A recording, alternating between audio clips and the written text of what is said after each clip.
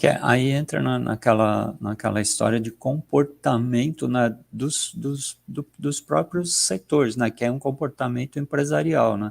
Tem uns que sempre estão muito mais na frente, né, do que outros.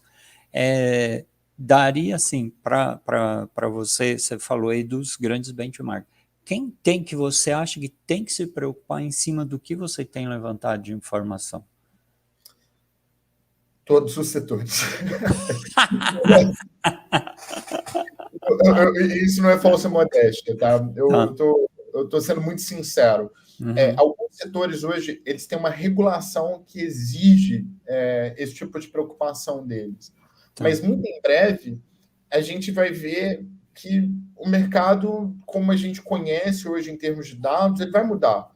Gente, eu vou dar um exemplo muito simples. CPF hoje já não é uma credencial de acesso mais. CPF não é um dado secreto. A moça da padaria aqui perto da minha casa já sabe meu CPF. O supermercado sabe meu CPF. A farmácia sabe meu CPF.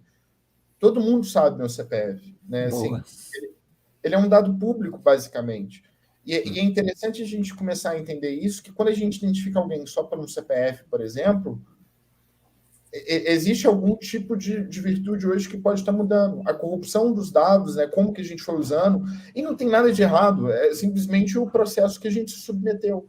A gente hoje vive uma realidade que talvez esse dado não seja mais tão seguro para autenticações mais exigentes. E aí, quando a gente vai trabalhando nisso para vários setores, que setor que não precisa de algum tipo de autenticação, de algum processo de identificação relacionado que mostre segurança? O setor de saúde precisa, naquele momento que o paciente está entrando, saber se é ele mesmo, se aquela pessoa tem aquele tipo de comorbidade, saber se aquela pessoa, de fato, por exemplo, é segurada ou não é segurada, né? Obviamente o SUS não, porque é um sistema universal, mas a gente está falando de saúde, educação. Às vezes a pessoa tem que realizar algum tipo de prova, como identificar que aquela pessoa que está realizando aquela prova online, de fato, é ela mesma. Como identificar que a pessoa que está abrindo a conta bancária é ela mesma. Como saber se o motorista que está me levando para casa dentro do motorista de aplicativo, ele é uma pessoa segura, confiável e etc., né, dentro das instituições. Como o motorista também vai saber que eu não sou uma pessoa autenticada. Passageiro.